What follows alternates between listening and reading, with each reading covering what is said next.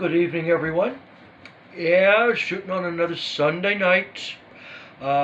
Preparing for episode number 53 of the I Just Said That podcast, or if you like, season 2, episode 1.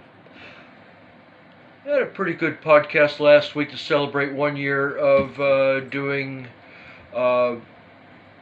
most of these, which are about 60 minutes long. We're going to do about another hour tomorrow, uploading hopefully around lunchtime, Australian Eastern Daylight Time.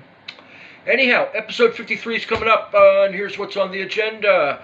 By the way, I hope you'd hit subscribe to my YouTube channel. Welcome to the YouTube channel, by the way. Hope you hit subscribe, hit that bell, select all, and you get updated on each of these little video vignettes that I happen to put across to you, including this promo for episode number 53 of the I Just Said That podcast. Coming up on the podcast this week,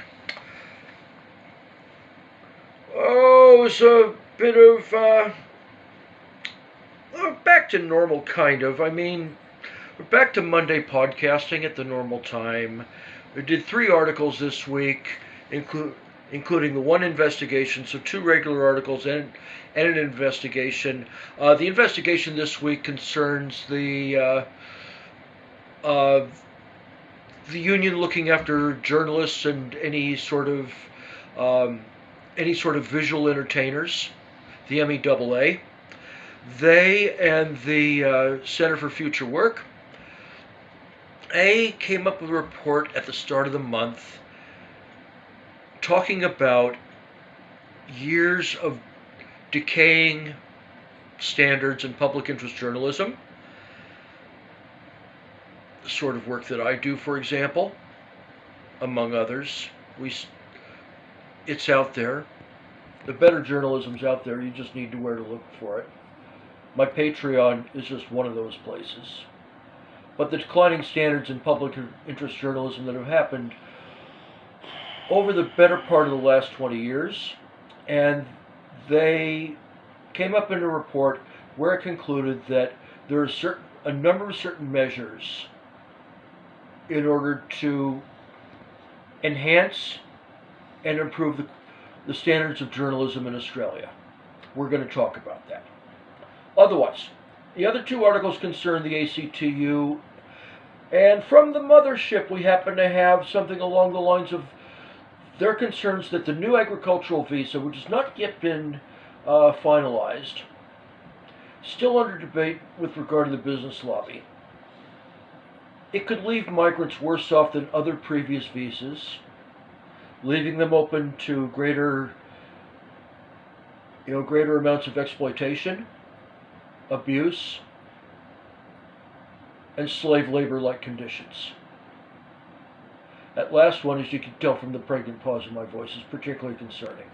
We're going to talk about all of that with regard to the new Australian agricultural visa.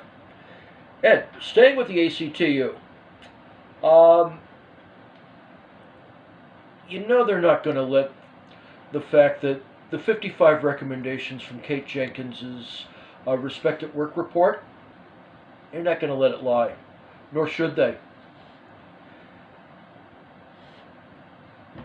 The national union's body, the ACTU, is still at loggerheads with the federal government in spite of their legislation and the fact that they only included 6 out of Jenkins's 55 recommendations in their own bit of legislation targeting sexual abuse, sexual harassment at the workplace, and so forth.